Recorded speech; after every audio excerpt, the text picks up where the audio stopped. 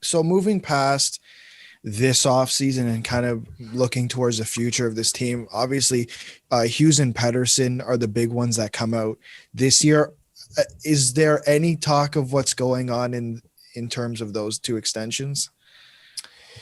Yeah. So by all accounts, both those are sort of on the back burner. I mean, this offseason was obviously just so hectic with the draft and free agency kind of condensed into this crazy 2 or 3 week window. Like it's you look at Tampa, for example, they won the cup, and within a few days they're already having to plan for the offseason. Right. So it was jam packed on a whole lot of time to focus on that. But obviously, that's going to be the top priority thereafter. I think the situation Vancouver's in now, in all likelihood, you're looking at bridge deals between 3 to 5 years for both Pettersson and Hughes. I mean, those guys are going to get paid. There's no doubt about it. I look at Pettersson, probably what I initially suspect is that Pettersson probably slots somewhere between what Eichel and Matthews got in terms of AAV. So I think Matthews was 11.6 times 5, and Eichel was 10.5 times 8, I want to say.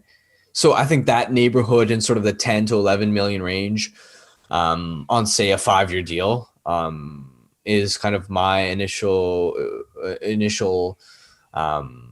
thoughts on what Pettersson could command. Hughes is a lot harder to peg down for a variety of reasons. One is that the defense market just hasn't been set for a player of Hughes' caliber. Heiskanen, Makar, Hughes, all three are RFAs next summer, so they're going to set the new bar. I know Thomas Chabot with his contract, I think he got 8.5 times 8, kind of started to set a new bar, but all three are going to take it to the next level. And so we'll see how that kind of plays out. Plus, Hughes is 10.2C RFA, which means that because he kind of came out of college, he's not eligible for an offer sheet. So he has less leverage than Pettersson.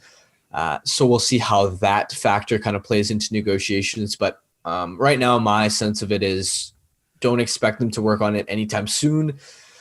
But whenever it does eventually get done, expect a bridge deal. Yeah, that makes sense.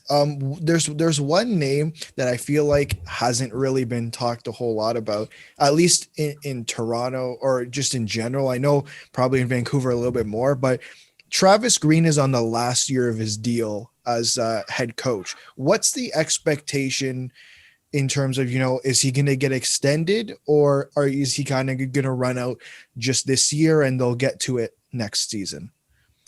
Excellent question. I'm not sure what the approach is going to be. I know from Vancouver's perspective, I mean, they should be trying to bring him back and extend him because, I mean, you look at every season that they've played, he's gotten the most out of this roster every single year. This team has overachieved by a little bit. Right. And he's put, you've got to remember, no one expected the Canucks to make the, or I don't want to say no one, but odds were that they were going to miss the playoffs by a little bit. And instead they went a lot deeper in the bubble than people expected.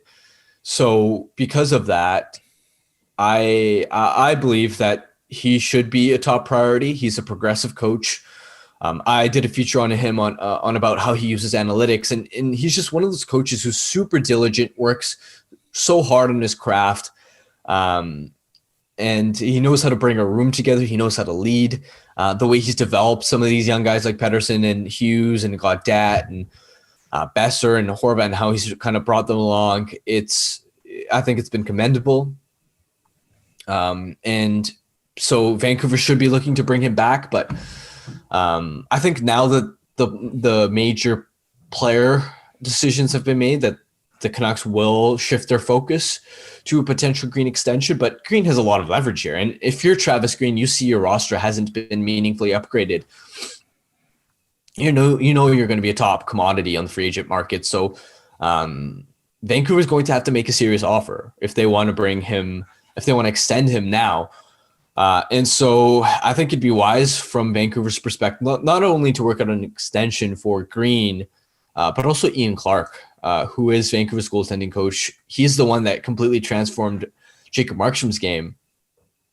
And look, to me, the club lost Judd Brackett, who was their head amateur scout. Over the years, they've just lost a lot of quality personnel little by little. They lost Lawrence Gilman initially when Benning took over.